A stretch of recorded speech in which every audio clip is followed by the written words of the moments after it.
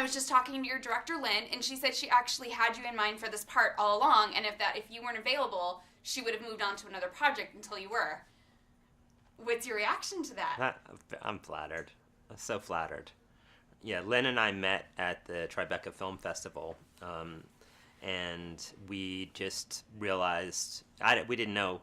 I didn't know who Lynn was by her face, but we talked and we realized, what huge fans we are of one another, and we decided we really wanted to work together, and we started Skyping and kind of brainstorming, like, what if it was a story about this or a character like that, and we just started coming up with all different kinds of ideas, and then she also had this idea for a movie for Rosemarie, and then she, genius, put it all together and into one movie.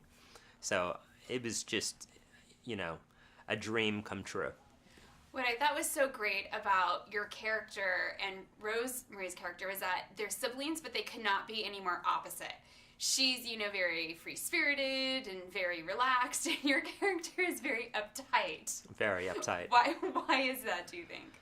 I think, well, his wife, my character's wife, left, and I think he just started to become very insular and to just kind of create a wall around him so that he wouldn't have to deal with probably his own emotions and deal with any kind of fluctuation that life offers.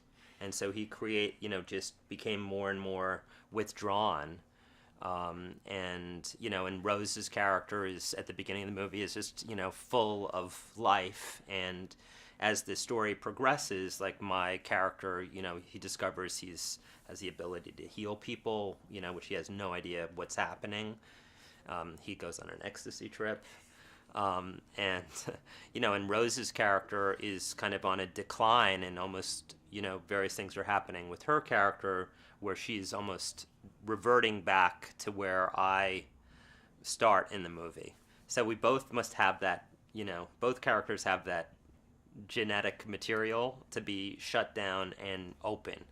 And so that's kind of what's interesting, about how these characters, their evolution. I looked at what was happening to her as like a metaphor for fear of commitment. Did you see what was happening with your character as a metaphor for anything? I think it's a fear of the unknown. I think he is, terrified about change, and wants everything to be the same. And I think there's a lot of people that operate like that. And and I think it's great to see a character go from being so locked to opening up and to seeing, what life is, and to actually be able to connect and be felt and feel what it's like to actually be with another person. And you work a lot with Ellen Page in the movie. She plays your daughter. Yes. Can you talk about what that was like?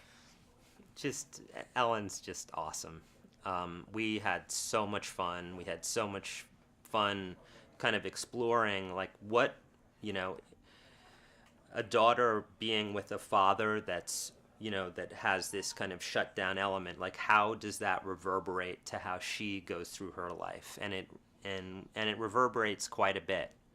And she would like me to come to life, and through various circumstances I do, and it kind of brings both of us, into a more of a state of being really active and alive and engaged in what's around us.